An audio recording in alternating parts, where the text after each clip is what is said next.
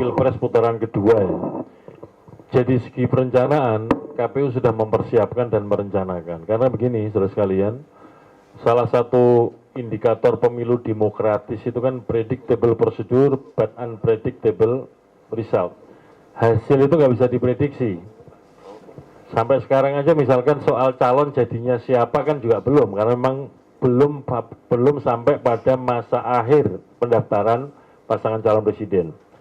Nah, kalau sudah ada pasangan calon presiden, kita kan juga belum tahu jadinya berapa pasangan calon.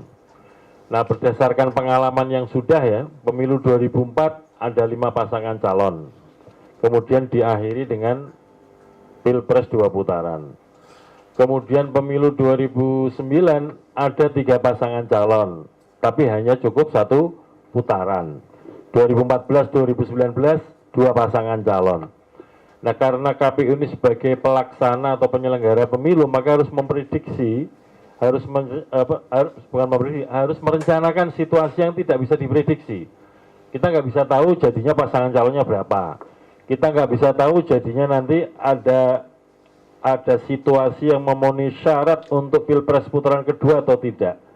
Nah, karena nggak bisa diprediksi, maka KPU harus merencanakan supaya kalau situasi tersebut terpenuhi syaratnya untuk Pilpres putaran kedua, segala sesuatunya sudah siap, baik anggaran, logistik, dan segala macam. Itu pada dasarnya anggaran untuk situasi potensi Pilpres 2 putaran itu sudah disiapkan, sudah disetujui oleh Komisi 2 dengan pemerintah, sudah disetujui oleh Badan Anggaran DPR.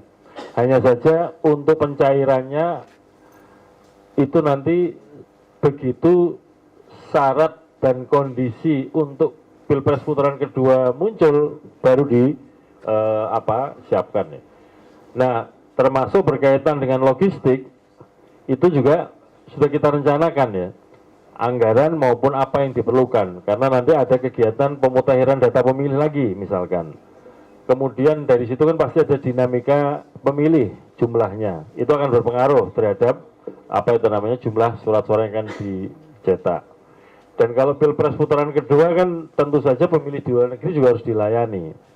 Segala sesuatu sudah kita rencanakan. Hanya saja yang kita sampaikan sekarang ini adalah untuk pemilu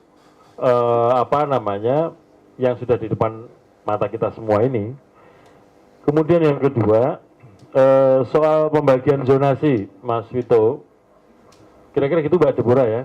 Yang zonasi itu pertimbangannya begini, ada daerah-daerah yang pemilihnya besar, ya. Kemudian dapilnya ragamnya banyak. Ada daerah-daerah yang pemilihnya sedikit, udah begitu lokasinya itu jauh dari lokasi pabrik yang nyetak.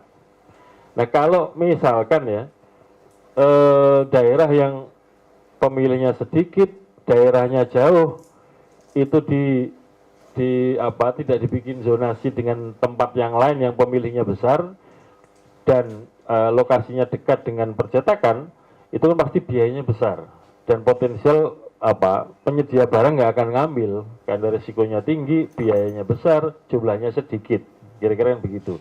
Jadi pembagian zonasi ini ya istilah awamnya itu berkatakan semacam subsidi silang begitu, karena pemilih besar nanti digabungkan dengan daerah yang pemilihnya sedikit, jaraknya nun jauh di sana, kurang lebih begitu. Dan praktek seperti ini bukan sekarang ini aja, pemilu 2019 juga sudah kita praktekkan ya.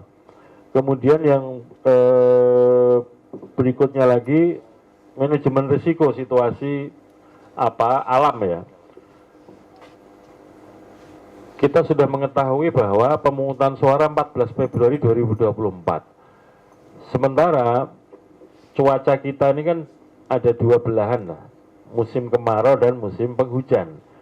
Secara periodik musim penghujan itu kira-kira dimulai Oktober sampai April. Berarti kira-kira pengadaan barang, logistik pemilu, distribusi, dan bahkan kegiatan pemungutan penghitungan suara juga di cuaca yang musim penghujan. Oleh karena itu sejak awal sudah kami instruksikan kepada teman-teman KPU provinsi, kabupaten kota untuk mengidentifikasi pola tahun kemarin. Maksud saya Oktober 2022 sampai dengan April 2023 kemarin, itu kami minta untuk mencatat polanya.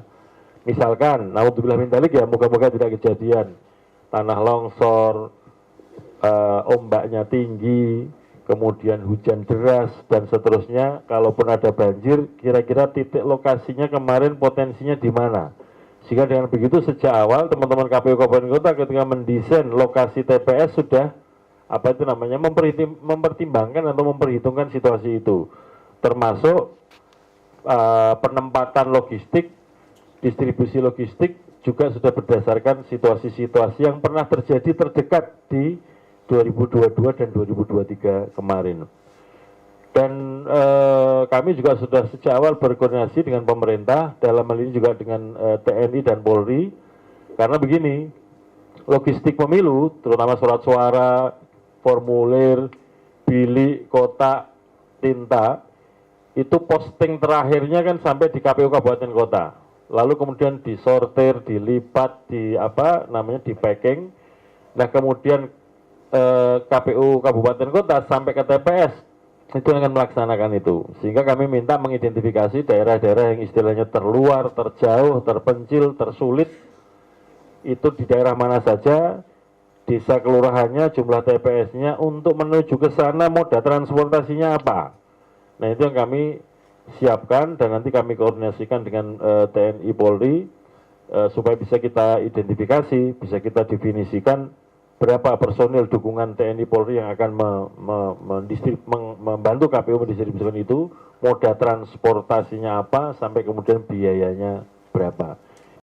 Halo, selamat berjumpa dengan saya Anika, pembaca berita podcastnews.id. Saksikan terus konten-konten menarik dari kami.